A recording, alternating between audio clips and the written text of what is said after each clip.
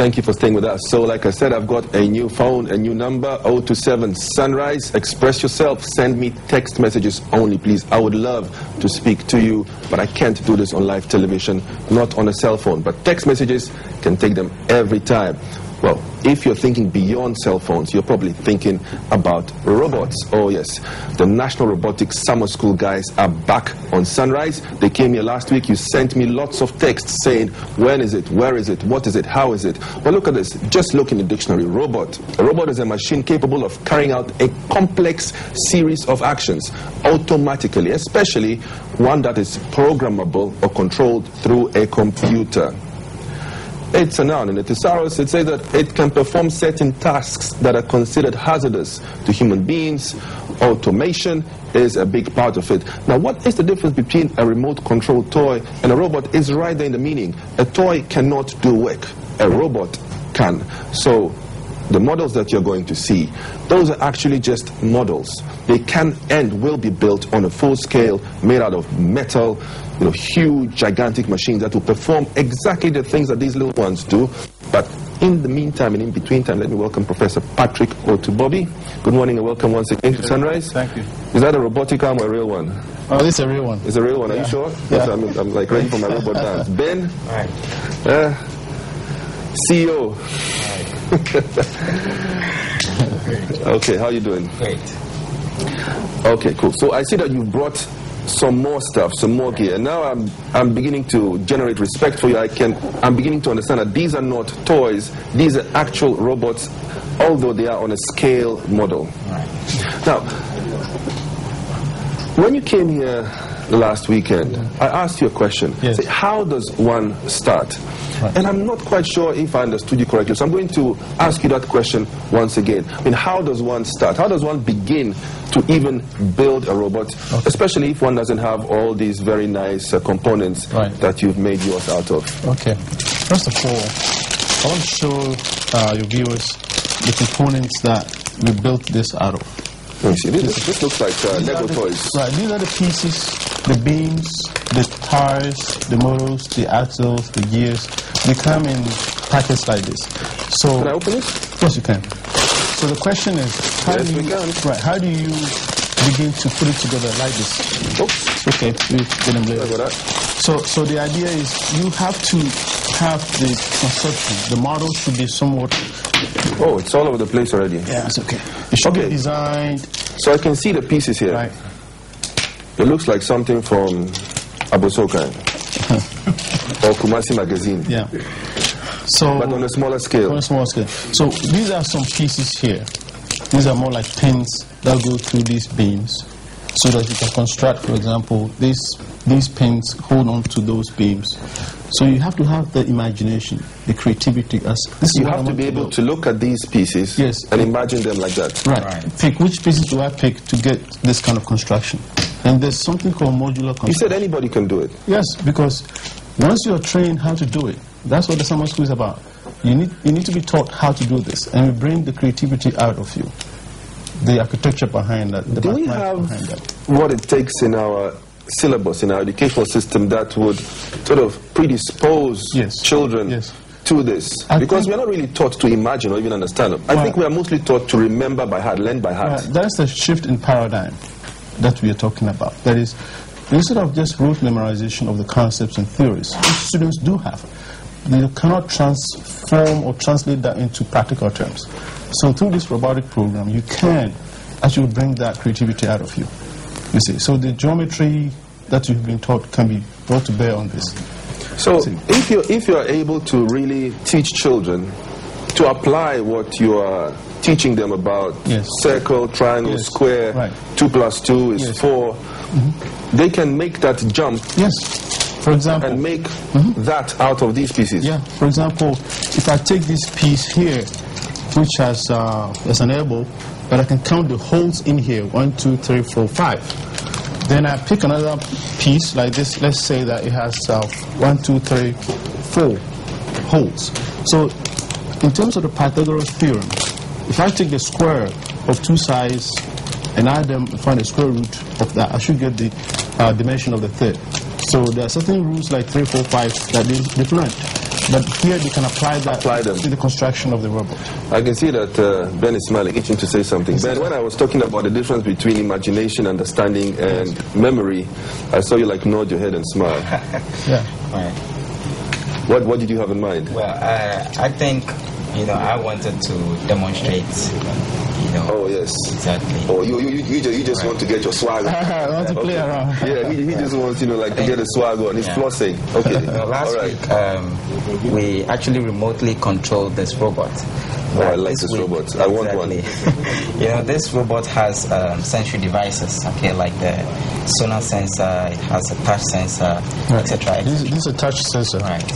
Touches, then it feels it, and then it backs off, or it behaves according to whatever you want it to do. Okay, and as we know, human beings have senses, okay, which enables us to communicate with the external environment. Right. The same concept is applied to the robot.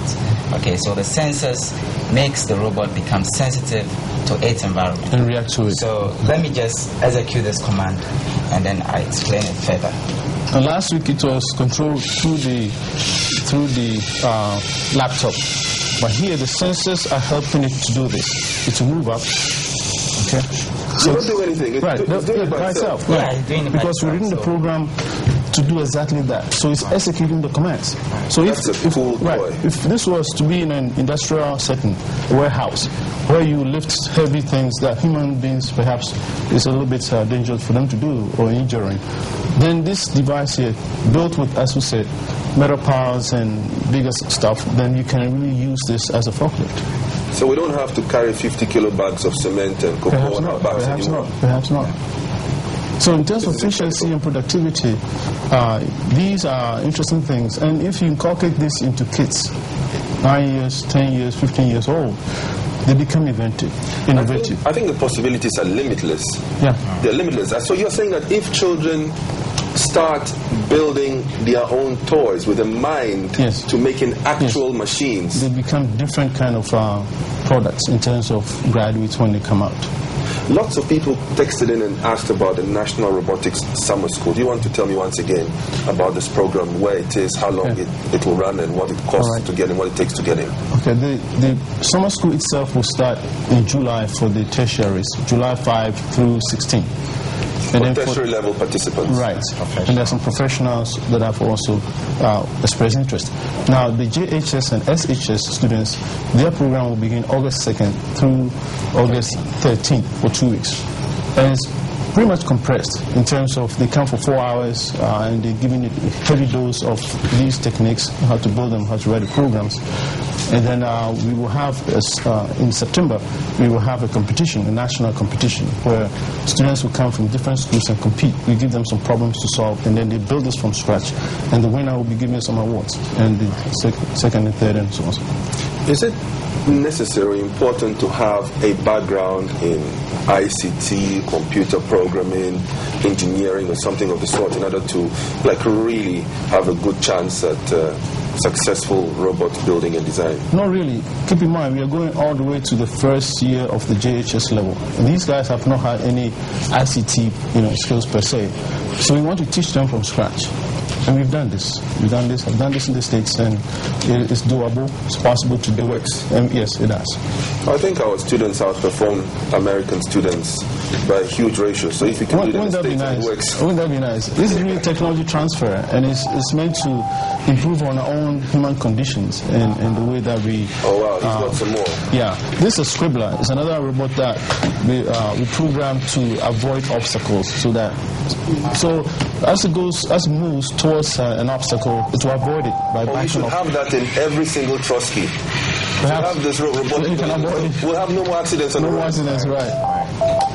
Okay, and this kind of... As soon as it gets close to something, it should just stop. So imagine that you have those in a car. So as the bumper gets closer to the other bumper, it will basically stop. It will apply the brakes automatically. I love this. So that concept can really be demonstrated through the robotics. And that one looks a little bit like a human being. That's a humanoid. A humanoid and a tractor, of a caterpillar combination. Yeah. Exactly. What does that one do? Well, you could, just as this particular forklift could, execute different commands or perform different tasks. We could instruct this robot to basically do, the same. Okay, so let's take a scenario with, let's say we could send this type of robot, okay, to go into the mining area where it is very difficult for human beings to get in, and then it would be able to, perform different operations, which under normal circumstances human being wouldn't be able to do. So it could actually perform different operations. Now you could see it having this arm, having wheels that enables it to move. It has, this thing looks like a knife. It's a sonar sensor. That is a sonar sensor. So as it moves, it's able to sense distance, okay, and it gives it a sense of direction, okay. It also has a touch sensor. So whenever it moves and it encounters any obstacle, okay, it feels and then a decision is taken, right, either to turn around or back up, or lift something. Yeah. Exactly. I love this. Okay, the sonar sensor works on this principle. It transmits some signals, hits the wall or obstacle, sends that back. It calculates how much distance in terms of velocity and all the stuff which is in there. So then you stop when you say, when it comes like close. electronic eyes, like you can see. Yeah. Okay. So now here the arms are not motorized. We can put motors like these here in the arm so that we can control the movement just like we have in our shoulder sockets. African Robotics Technology Program. ART. That's what I thought about yesterday. Right. So we would like to have students come in July or August to take part in the program. We will be hosting it at Accra Polytechnic in Accra, the July and the August. And when they go to the website, you'll see some video clips of my introduction to the project.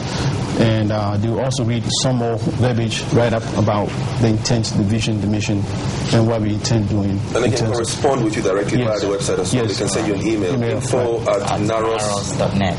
Yes. If I remember correctly. Naros, N-A-R-O-S-S. Yes. National Robotics Summer School. Right. Naros. .net. Yes. And the website is www.naros.net. www.naros.net. If you have a difficulty with memory and you're good at imagining things, but maybe robotics is for you, and maybe you would like to imagine what the word sunrise comes to in numbers, just look on your dial pad on your phone. 027 Sunrise is the new text line in case you didn't get any of this or you would like to ask an additional question. Send me a text 0277 22006 or Tigo Sunrise 027 and spell sunrise with those numbers. Of course, you can send an email, sunrise@tv3.com.gh. You've got some numbers here. Are you sure you want me to give out your number? That's fine. You'll get 1 million calls. That's fine. We want to help. So. Okay, well, this is Professor Bobby's number, 024-521-8423. 024-521-8423. And you can speak to Prof directly or send him an email, info@naros.net, or just log on to www.naros.net. I was speaking to Prof. Bobby. Thank you. Thank you very much. Ben, Robot CEO. Robotic Exactly. Is that your real hand or is there some... No, this is real. Real hand. Are you sure? Exactly. So now I can't believe it. So we should build a robotic arm and come and show it to you, right? I saw a photograph of Obama and half of his face was like, the skin had peeled away. This is real. Like, this is real. This is real. Yeah. You're like, no part of your body is robot. Not yet. Not yet. Okay. But we want to show your viewers this time around, if we had the opportunity, as how these pieces we begin to put them together. It's a very simple demo I have serious respect prove for that you. it is doable by anybody that puts his or her mind to it. I have serious respect for you. We have 14 missed calls. Please send me text messages. I can take text messages only. 027 Sunrise, Tigo Sunrise. You can use the other number as well, but this is the new one, 027, and then just spell Sunrise. We're going to go for a short commercial break. When we come back, Sunrise continues. Please stay with us.